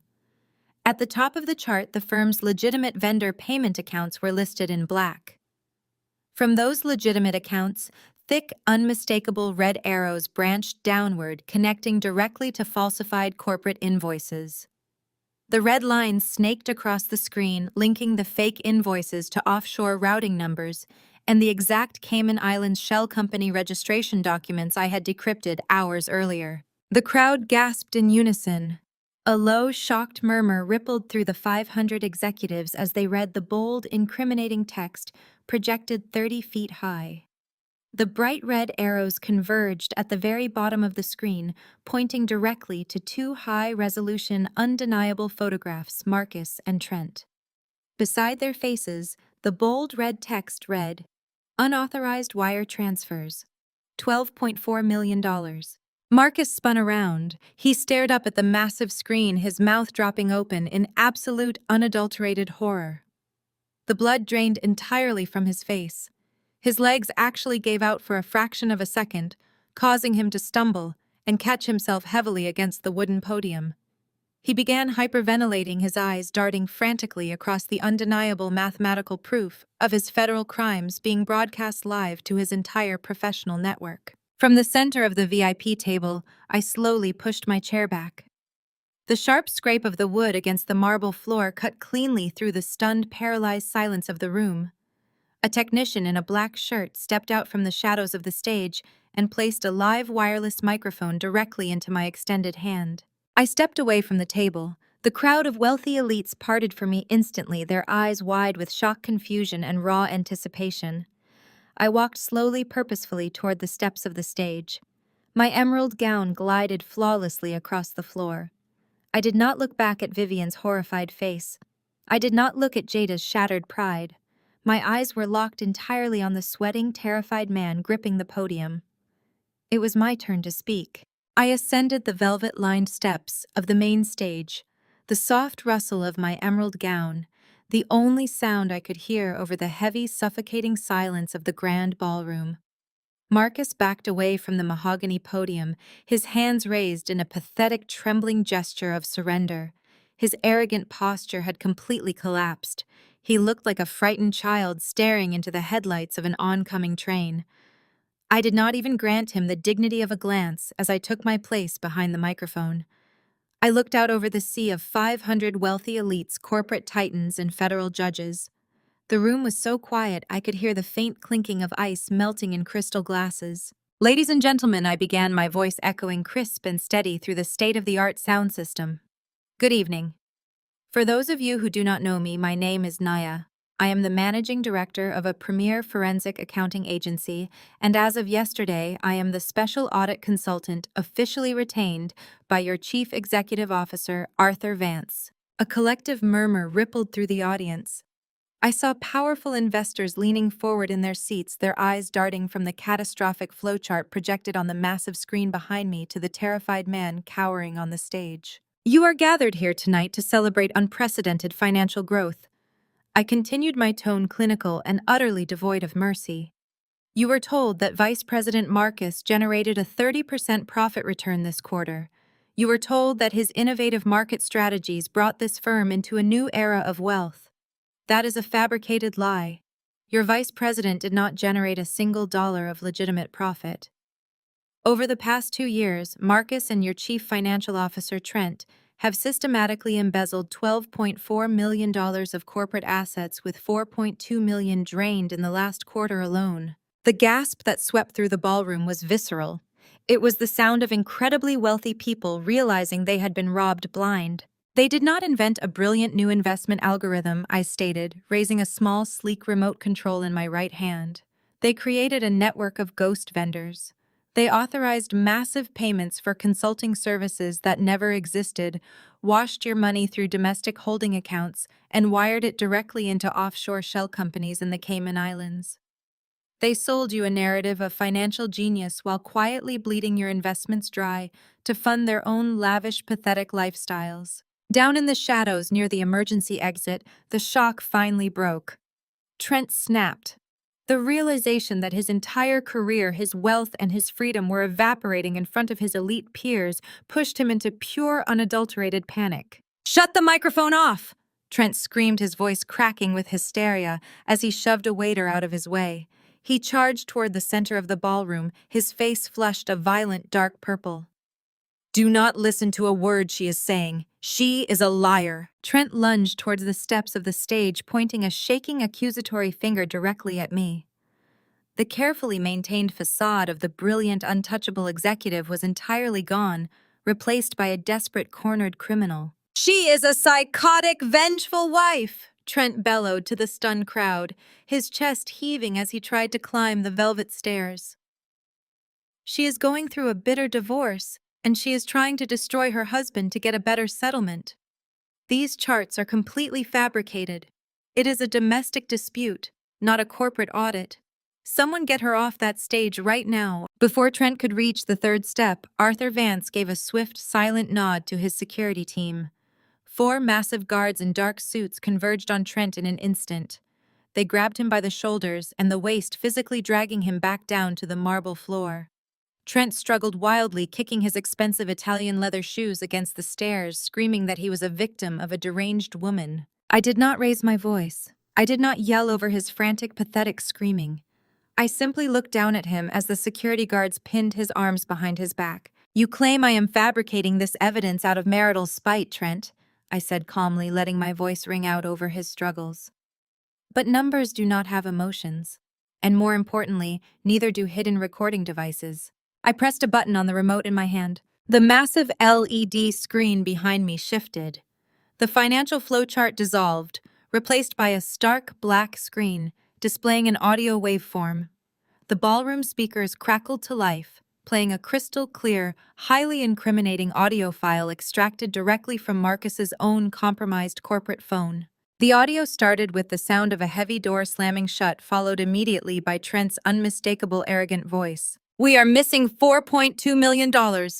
Marcus Trent's recorded voice hissed through the ballroom speakers, dripping with panic and rage. "The federal auditors are going to be here by the end of the fiscal year, and we cannot hide a hole that massive. You need to fix this immediately." Then came Marcus's voice, sounding small and desperate. "I do not have the liquidity right now, Trent. I spent too much on the offshore setup and the real estate. I just need a little more time to move the funds back. I can transfer the money from my mother's retirement portfolio to cover the deficit until the audit is over. She gave me full power of attorney last year. She will never even know it is missing." A piercing, agonizing scream ripped through the ballroom. It was Vivian. She had collapsed into her chair at the darkened table, clutching her chest as if she had just been stabbed.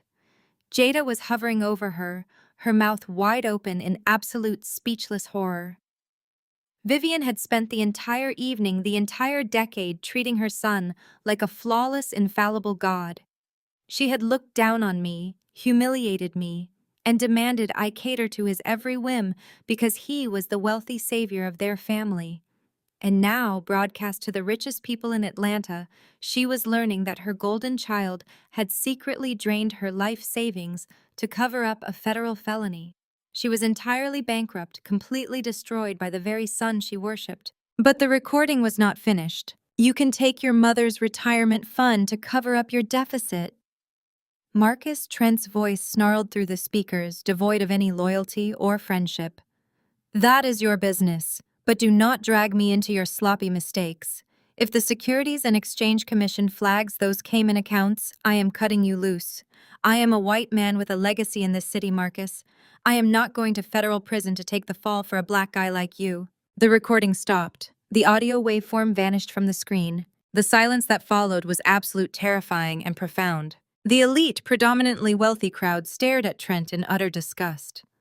The racist, self-serving betrayal echoed in their ears, completely shattering the illusion of the perfect corporate brotherhood Marcus and Trent had paraded around the city for years.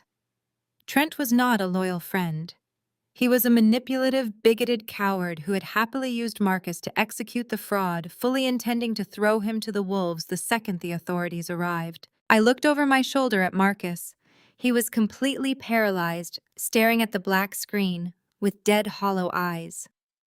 The realization that he had sacrificed his marriage, bankrupted his own mother, and risked a massive federal prison sentence for a man who viewed him as nothing more than disposable, racially inferior collateral damage had finally registered in his brain. The immense, towering ego that had defined his entire existence simply snapped. He sank slowly to his knees, right there on the stage, his tailored tuxedo pooling around him, staring blankly at the floor. I turned my attention back to Trent, who had stopped struggling against the security guards. He was staring up at me, his face devoid of color, his chest rising and falling in shallow, panicked breaths. He knew it was over. There was no spinning this. There were no judges to bribe, no favors to call in, and no narrative he could manipulate to escape the reality of his own recorded confession. Arthur Vance stood up from the VIP table, buttoning his suit jacket with a calm, terrifying precision. He looked at the security guards holding his former chief financial officer. "Take him to the holding room in the back," Vance ordered, his voice echoing loudly in the silent hall. "The FBI agents are waiting in the lobby. Escort the vice president as well." The guards hauled Trent to his feet and began dragging him toward the service doors. Two more guards marched up the steps of the stage, grabbing Marcus by the arms and hauling him upright. Marcus did not fight. He did not speak. He let them drag him away, a completely broken, ruined man. I stood at the podium watching them disappear into the shadows. The overwhelming weight I had carried for the last 10 years, the suffocating pressure of Vivian's insults, Jada's mockery, and Marcus's relentless, ungrateful ego simply evaporated. I had not just divorced my husband. I had surgically dismantled his entire universe. I stepped away from the microphone, leaving it resting on the mahogany stand. I walked slowly down the velvet steps, returning to the center VIP table. Arthur Vance pulled out my chair, offering a respectful nod as I sat back down. I picked up my crystal glass of sparkling water, took a slow, refreshing sip, and watched the rest of the evening unfold exactly as I had planned. From my vantage point at the mahogany podium, the entire grand ballroom seemed to freeze in a sprawling, terrifying tableau. Time slowed to a crawl as my eyes swept across the wreckage of the evening. It was a panoramic view of absolute destruction, a slow, sweeping visual pan across the horrifying reality that had just crushed the most arrogant family in Atlanta. I watched the realization wash over the faces of the 500 wealthy elite guests, their crystal champagne flutes hovering forgotten in the air. I looked at the shattered floral arrangements, the smeared blood on the pristine white stage floor, and the two men panting heavily under the crushing weight of the corporate security team. Marcus and Trent had been reduced to nothing but feral, desperate animals. The two high society executives, men who had spent their entire lives cultivating an image of untouchable aristocratic wealth, had just brutally battered each other in front of the city's most powerful donors. Their bespoke velvet tuxedos were torn and stained with dark blood. Marcus was pinned flat against the floorboards, his cheekbone rapidly swelling into an ugly purple bruise, his chest heaving as he stared vacantly at the ceiling. Trent was being wrestled toward the service exit, fighting against the guards with the frantic, uncoordinated thrashing of a man who knew his life was entirely over. I shifted my gaze down to the shadows near the emergency exit. Jada was standing over a toppled cocktail table, her hands tangled violently in her own hair. The sequined dress she had worn to flaunt her superior status now caught the harsh clinical light of the forensic flowchart still glowing on the massive screen behind me. She was hyperventilating, her eyes wide with unadulterated terror as the reality of her husband's racist, treasonous confession echoed relentlessly in her mind. Her perfect, wealthy marriage was a hollow lie. Her husband was heading to a federal penitentiary. She had absolutely nothing left. And then there was Vivian. The mighty, untouchable matriarch of the family had lost her mind. The illusion of her golden child had been violently ripped away, leaving behind a pathetic, thieving criminal who had bankrupted her. She could not process the shame. She could not accept the public humiliation. Her mind completely rejected the empirical evidence projected on the screen. A guttural, inhuman screech tore from Vivian's throat. She shoved Jada away and charged directly toward the front of the ballroom, her heavy silk shawl abandoned on the marble floor. She raised her hands, her manicured claws curled into tight, trembling fists. She lunged toward the stage, aiming directly for me. "What have you done to my family?" Vivian shrieked, her face contorted into a mask of pure, untethered madness. Her voice cracked under the strain of her hysteria, echoing loudly across the silent room. "You planned this, you jealous, spiteful little nobody. You ruined my son. You destroyed his entire life because you could never be good enough for him. You set him up." I did not brace for impact. I did not step back or raise my hands to defend myself. I knew her threats were empty, the frantic thrashing of a woman drowning in her own denial.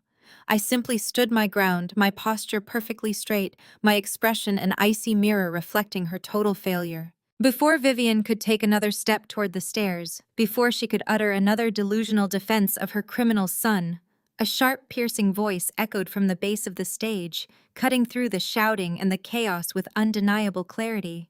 "The person who ruined you is your son, you absolute idiot." Vivian froze in her tracks, her manicured hands hovering in the air.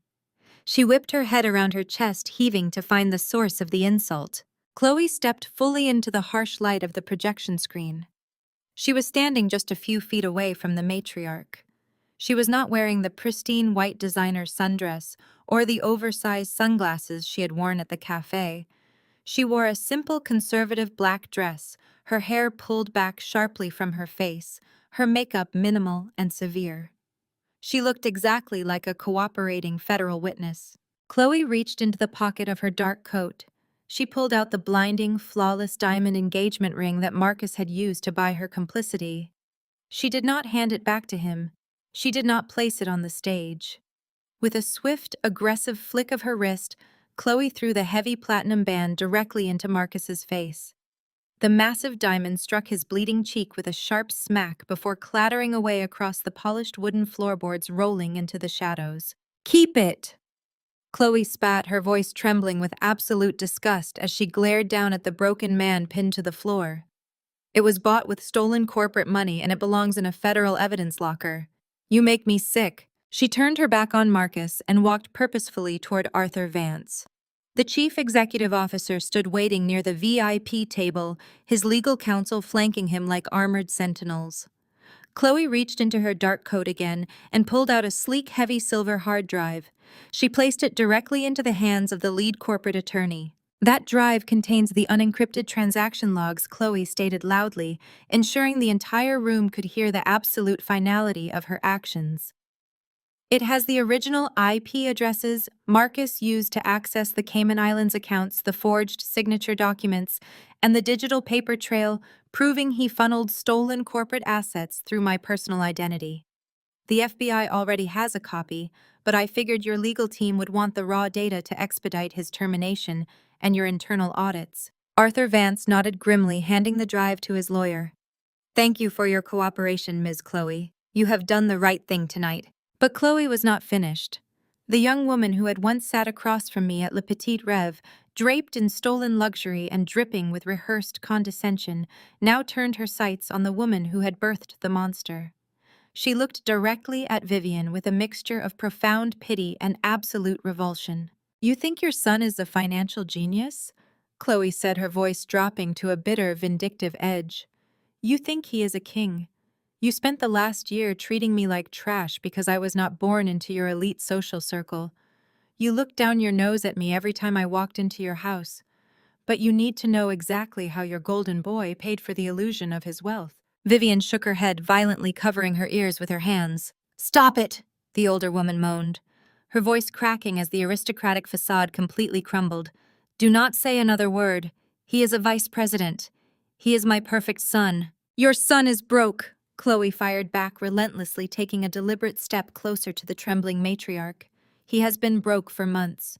He could not afford the lavish lifestyle he promised me on his corporate salary, especially not with the massive debts he racked up paying fixers to cover his offshore tracks. He was desperate, so he started looking for cash closer to home. He did not just drain your retirement portfolio, Vivian. He went after your physical assets." I watched the blood drain entirely from Vivian's face. Her mouth opened, but no sound came out. She stared at Chloe with the terrified wide eyes of a deer caught in the headlights of a speeding truck. "That is right," Chloe continued, twisting the knife with surgical precision. "6 weeks ago, Marcus forged your signature on a federal power of attorney document. He used it to take out a massive high-interest second mortgage on your ancestral estate in Buckhead. He leveraged the very house you live in, the house you brag about to all your country club friends, to the absolute maximum limit." "No!" Vivian gasped, her knees physically buckling under the weight of the revelation. Jada rushed forward from the shadows, grabbing her mother by the shoulders, struggling to hold the older woman upright. "He would never do that to me. That house has been in our family for 4 generations. It is fully paid off. It is in a trust." "Not anymore," Chloe stated coldly, her eyes blazing with righteous anger. "He stripped the equity completely bare. And do you want to know what he did with your family legacy? He used your house money to buy me a $200,000 sports car. He used your house money to buy me $50,000 worth of Hermes Birkin bags, just to keep me quiet and compliant. Your son sold your home out from under you so he could buy my silence and play the role of a billionaire. You are not just bankrupt, Vivian. The bank is going to foreclose on your estate by the end of the month. You are going to be completely homeless." A piercing, agonizing wail erupted from Vivian's chest. It was a sound of absolute, complete destruction, a guttural cry of a woman whose entire universe had just been obliterated. Her legs gave out entirely, and she collapsed heavily to the marble floor, dragging Jada down into the spilled champagne and broken glass. The mighty, untouchable matriarch of the family was reduced to a sobbing, hysterical mess, rocking back and forth on the floor of the St. Regis ballroom. She wept for her lost money, her lost home, and the shattered illusion of her perfect golden son. Jada sat beside her mother, staring blankly at the wall, completely paralyzed by the sheer magnitude of their ruin. Her husband was a disgraced, bigoted criminal heading to prison. Her brother was a fraud who had stolen their family home. Her mother was financially destitute. The toxic, arrogant empire they had built on the backs of others had collapsed onto their own heads, burying them alive. I stood at the podium looking down at the wreckage of my former family. I felt absolutely no pity. I felt no remorse. I had spent 10 years allowing these people to diminish me, to mock my career, to treat me as a subservient accessory to Marcus's grand delusion. Tonight, I had systematically dismantled them using nothing but the cold, hard truth. The heavy, suffocating silence of the ballroom was suddenly broken by a sharp, mechanical noise. From the streets of Buckhead, directly outside the massive glass windows of the luxury hotel, the distinct, aggressive wail of police sirens began to rise. The sound pierced through the thick walls, growing louder and more frantic by the second. The flashing reflection of red and blue emergency lights bounced against the crystal chandeliers, casting a dizzying, frantic glow over the terrified faces of the corporate elite. The heavy brass doors at the main entrance of the grand ballroom swung open with a violent crash. A team of federal agents strode into the room, their dark windbreakers emblazoned with the bright yellow letters of the FBI. The lead agent, a tall woman with a severe expression and a badge clipped to her belt, marched straight down the center aisle. She did not pause to admire the crystal chandeliers or the lavish decorations. She bypassed the terrified corporate donors and headed directly for the ruined stage.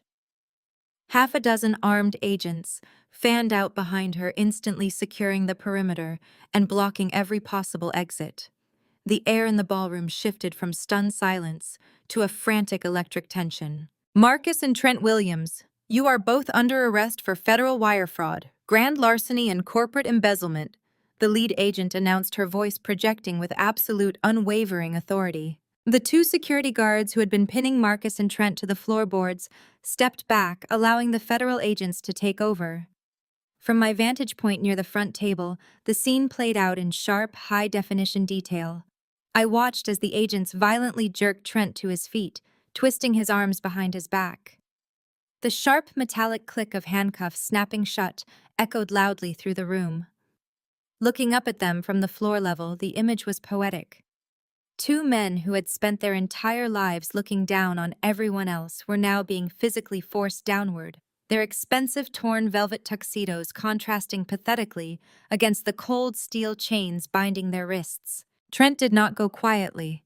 He thrashed against the agents, his face still smeared with blood from Marcus's punch.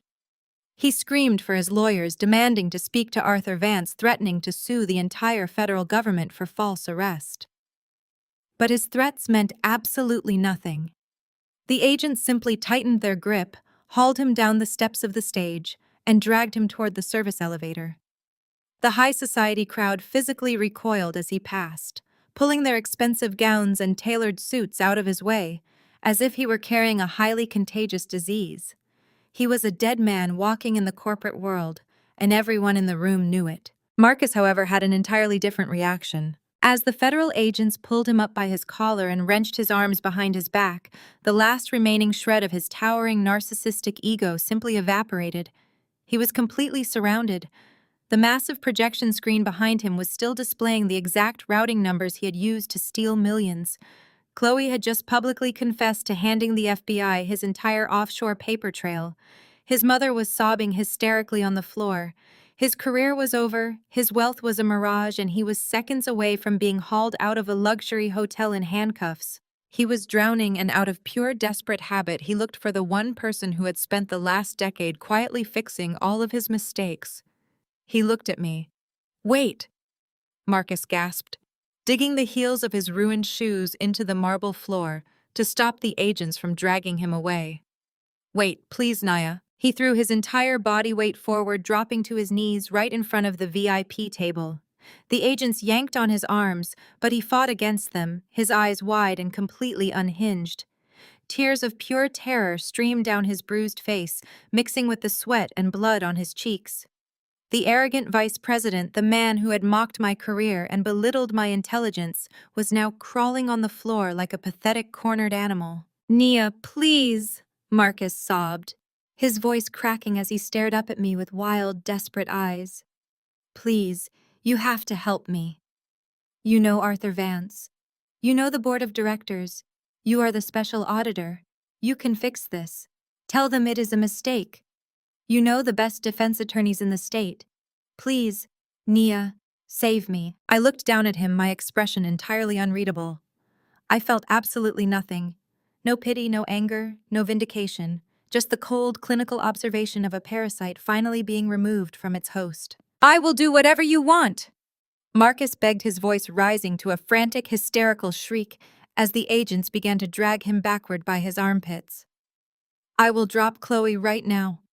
I swear to God I will annul whatever contracts I signed with her. I do not want her. I never wanted her. I will come back to you, Nia. We can fix our marriage. Just please save me. The sheer, breathtaking delusion of his offer hung in the air. Even as he was being hauled away to federal prison, he genuinely believed he was a prize.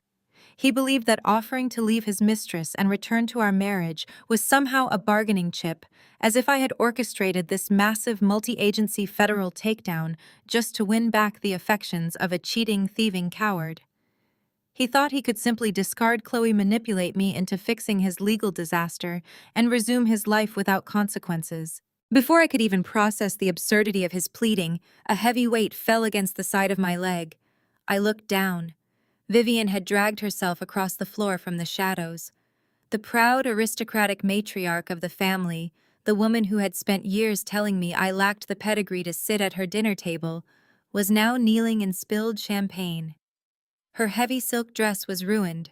Her perfect hair was a tangled mess, and her mascara ran in thick, dark streaks down her face.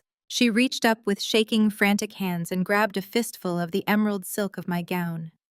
Nia Vivian wailed, her voice a broken, raspy sob. She looked up at me, her eyes completely devoid of the toxic pride that had defined her entire existence. I am sorry. I am so sorry, Nia. I was wrong about you. You are brilliant. You are powerful. Please, I am begging you. She tightened her grip on my dress, burying her face against my leg as she wept. Converse with the CEO. Vivian pleaded, her words tumbling over each other in sheer desperation. Use your position to get the charges dropped. You can save him. You can save my boy. Please, Nia. You have to save my house. The bank is going to take my family home. You cannot let them throw me out into the street. I have nowhere to go. Save Marcus. Save my house, please. The entire ballroom was completely silent, watching the mighty matriarch grovel at the feet of the daughter-in-law she had relentlessly tormented. The satisfying poetry of the moment was absolute. They had tried to destroy me. They had tried to strip me of my dignity, my assets, and my future. And now, at the exact moment of their total annihilation, they were begging me to be their savior. I looked down at Vivian's trembling hands clutching my dress.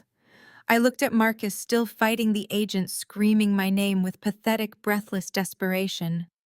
I slowly, deliberately stepped backward. I pulled the toe of my designer heel smoothly out of Vivian's frantic grip, letting the heavy emerald silk slip from her fingers. She gasped, reaching out to grab me again, but I was already out of her reach. I stood tall, looking down at the two people who had made my life a living hell. Did you forget? I asked, my voice smooth, quiet, and echoing with absolute freezing finality.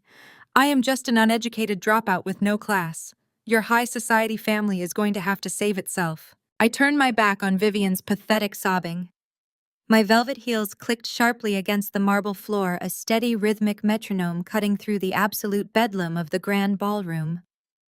I walked with deliberate purpose, my emerald gown gliding seamlessly over shattered crystal champagne flutes, discarded silver trays, and ruined floral arrangements. The entire room had been transformed into a disaster zone of shattered egos and exposed crimes. I did not rush. I took my time, letting the sheer magnitude of the destruction register in the eyes of every corporate donor and high society elite who had spent the last decade treating me like an invisible accessory. To my left, the reality of the situation was finally crashing down on Jada. Two federal agents were physically carrying Trent toward the main exit, his arms secured tightly behind his back, his face a bruised and defeated mask. Jada chased after them, her sequined gown sparkling under the harsh emergency lights. But she was not crying out of loyalty or love for her husband. She was screaming about her assets. "My house!" Jada wailed, grabbing frantically at the sleeve of a passing federal agent. "You cannot take my house. What about my bank accounts? My trusts? You cannot freeze my accounts because of what he did." The agent stopped firmly, detaching her manicured hand from his jacket. "Ma'am," he stated with absolute bureaucratic coldness, "your husband is being charged with multiple counts of federal wire fraud and embezzlement. Every single asset, property, and financial account tied to his name or acquired during your marriage is now part of an active federal investigation. All accounts have already been frozen. If you try to interfere with this arrest again, you will be detained for obstruction." The realization hit Jada like a physical blow to the chest. Her entire identity was built on her exclusive zip code, her country club memberships, and her endless designer wardrobe. She had tolerated Trent's arrogance and cruelty because he provided her with the proximity to elite white wealth she so desperately craved. In a matter of minutes, Trent's greed had stripped it all away. She would have to face the very society she had lorded over, now penniless and humiliated. Jada sank to the floor, her expensive gown pooling around her in the spilled drinks, sobbing uncontrollably, not for her husband's freedom, but for her seized bank accounts and her evaporated status. Near the grand entrance of the ballroom, another scene was unfolding with far more dignity. Chloe was being escorted out by a specialized unit. 2 agents flanked her, creating a protective barrier between her and the stunned, whispering crowd of corporate board members. She held her head high, the heavy winter coat pulled tightly around her shoulders. The thick manila folder containing the offshore routing numbers was now securely in the hands of the lead investigator. As she walked towards the exit, we locked eyes across the chaotic room. I did not smile, and neither did she, but a silent, profound understanding passed between us. I gave her a subtle, almost imperceptible nod. She returned it, a silent thank you for the life raft I had provided. The deal I had carefully outlined for her at Le Petit Rêve had worked flawlessly. By turning state's evidence and handing over the unencrypted digital paper trail, she had secured her own federal immunity while guaranteeing Marcus and Trent the maximum possible prison sentences. She stepped out through the heavy brass doors, disappearing into the flashing red and blue lights of the Atlanta night, leaving the wreckage of Marcus's life entirely behind her. She had survived, and she had won. The heavy scuffling footsteps of the remaining agents drew my attention back to the center aisle. They were hauling Marcus toward the exit. His custom-tailored tuxedo was in tatters, the expensive fabric ripped and stained with blood from his violent brawl with Trent. His cheekbone was rapidly swelling into an ugly purple bruise, and his legs barely seemed to support his own weight. He looked completely hollowed out. The arrogant, untouchable corporate titan who had smirked at me during our divorce mediation just a few weeks ago was entirely gone, replaced by a terrified, broken criminal. As the agents dragged him past the VIP tables, our paths inevitably crossed. The agents paused for just a fraction of a second to navigate around an overturned mahogany chair. Marcus looked up at me. His eyes were bloodshot, filled with a frantic, desperate pleading that was almost pitiful to witness. He opened his mouth, his chest heaving, perhaps to beg one last time, perhaps to apologize, or perhaps to curse my name. I did not give him the chance to speak. I leaned in slightly, closing the distance just enough so my voice would reach him clearly under the ambient noise of the stunned crowd. "You know, Marcus," I said, my tone conversational, clinical, and utterly devoid of emotion. "Signing those expedited divorce papers was the absolute smartest thing you ever forced me to do." Marcus blinked, his breathing hitching as he stared up at me. "Because of your absolute desperation to get rid of me and finalize our separation so you could flaunt your new life with Chloe. My name was entirely removed from your financial portfolio before the federal audit officially began," I explained, watching the horrific realization dawn in his eyes. "I am completely disconnected from your $4 million federal debt, your offshore shell companies, and your seized assets. You handed me my total freedom on a silver platter, and you paid for it with your own life." The final piece of the puzzle snapped into place in his ruined mind. He realized in that singular agonizing moment that his own towering arrogance had been the very instrument of his destruction. If he had not rushed the divorce, if he had not been so eager to cast me aside, my assets would have been frozen alongside his. But his greed had severed our ties perfectly, leaving me wealthy, secure, and entirely untouchable, while he was heading straight to a concrete cell. The realization broke whatever fragile fragment of sanity Marcus had left. A raw, guttural scream of absolute despair tore from his throat. It was the sound of a man recognizing that he had engineered his own total annihilation. He thrashed wildly against the federal agents, kicking his ruined Italian leather shoes against the marble floor, screaming my name, screaming at his mother, screaming at the universe as they forcefully dragged him out of the ballroom. I turned and watched through the massive floor-to-ceiling glass windows as the agents hauled him out onto the street. They shoved him roughly into the back of a waiting federal cruiser, pressing a hand to his head to clear the doorframe. The heavy door slammed shut with a definitive metallic thud, trapping him inside. Inside the grand ballroom, the echoes of his screaming slowly faded away. The flashing emergency lights from the street outside painted the dark room in harsh, rhythmic strobes of red and blue, illuminating the horrified faces of the remaining guests. The corporate titans, the federal judges, the wealthy elite who had once worshipped the ground Marcus walked on, all stood in a terrifying, heavy silence. They looked at Vivian weeping hysterically on the floor. They looked at Jada ruined and paralyzed by her loss of status. And then slowly they looked at me. I did not gloat. I did not gloat over the smoking crater of the Williams family empire. I calmly adjusted the strap of my designer purse, turned on my heel, and walked out of the St. Regis Hotel. I walked out into the cool, crisp night air, leaving the shattered remains of their high society lives completely and permanently behind me. I now stand looking out over the glittering Atlanta skyline, from the floor-to-ceiling glass windows of my penthouse apartment. The chaotic, deafening swirl of red and blue emergency lights from that night at the St. Regis Hotel is a distant memory, replaced by the steady golden glow of the city below. The apartment is vast, quiet, and completely mine. The pristine marble floors, the carefully curated modern art, the minimalist leather furniture, it all reflects a life built on absolute precision and undeniable power. There are no loud, arrogant voices here. There is no one to diminish my achievements, no one to insult my background, and no one to tell me I do not belong. I built this empire with my own 2 hands, brick by meticulous brick. The justice system moved with a swift, merciless efficiency that the Williams family had never anticipated. Marcus and Trent did not even make it to a trial.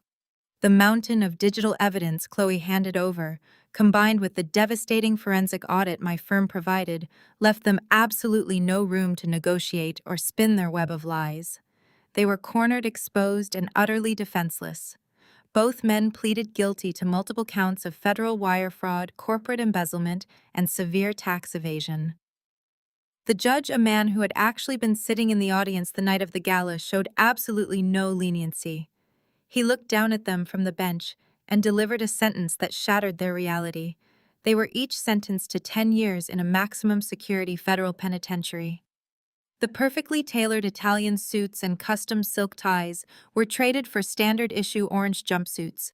There are no country club dinners in federal prison, no VIP executive lounges, and no one to impress with fabricated wealth.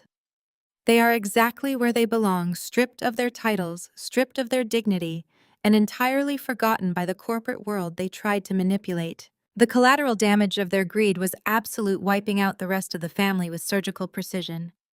The federal government and the defrauded banks moved aggressively to recoup the stolen funds. Vivian's beloved ancestral estate in Buckhead, the physical monument to her suffocating pride and aristocratic delusion, was foreclosed upon and sold at a public auction within a matter of months. Every designer handbag, every piece of inherited jewelry, every luxury vehicle was seized to satisfy the massive federal restitution orders. Jada suffered the exact same fate. Trent's assets were completely liquidated, leaving her with absolutely nothing to her name. The society friends who used to attend her lavish parties immediately blocked her number, treating the Williams name like a contagious disease. Today, the two women who once sneered at my working-class background share a cramped, poorly ventilated apartment in a run-down public housing complex on the far outskirts of the city. To survive, the former high society matriarch and her arrogant daughter now work back-to-back shifts as cashiers at a discount supermarket. They spend their days standing on tired feet, scanning cheap groceries for the very working-class people they used to violently despise. Their expensive manicures are ruined, their designer clothes have been sold, and their social status has been completely annihilated. They are living the exact life they always mocked, trapped in a cycle of poverty created by their own blinding arrogance. Meanwhile, my forensic accounting agency has never been more successful.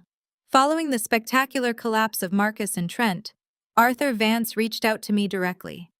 He did not just thank me for exposing the rot within his company, he recognized the sheer unapologetic ruthlessness of my work. My firm just signed an exclusive multi-year risk audit contract with his corporation. We are now officially retained to oversee their entire global financial security apparatus. That single contract brought in tens of millions of dollars in revenue, firmly establishing my agency as the premier forensic accounting firm in the entire Southeast. I am no longer just a consultant they brought in to clean up a mess.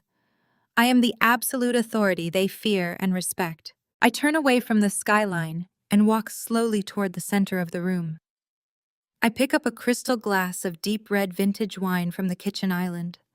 I swirl the liquid gently, watching it coat the sides of the glass, completely at peace with the profound silence of my home. His family used to say that without them, I would always be at the bottom of society. They said I lacked the pedigree to ever truly succeed. They were half right. I was at the bottom. But I was only there to dig the grave that buried them. Sometimes the best way to deal with people who think they hold all the cards is to let them turn over their own death card. The most profound lesson to take away from this story is that your true value is never defined by how toxic people treat you. When you find yourself in an environment that constantly belittles your accomplishments, mocks your background, or attempts to make you feel small, the instinct might be to fight back with loud anger or desperate pleas for validation. However, true power lies in silent, strategic elevation. Instead of wasting energy trying to prove your worth to people committed to misunderstanding you, channel that energy into building your own unshakable foundation. Independence, financial, emotional, and professional, is the absolute ultimate shield against manipulation. The protagonist did not win by screaming the loudest, she won by working the smartest, letting her abuser's own greed and arrogance become the exact instruments of their destruction.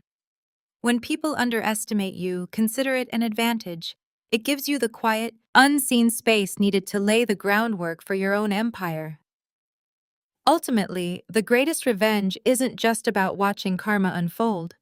It is about reaching a level of success and peace where their opinions and status simply no longer matter to you. Have you ever had to walk away from a toxic environment to build your own success? And how did you find the courage to finally choose yourself? Share your journey in the comments below, and remember to subscribe for more stories of resilience and triumph.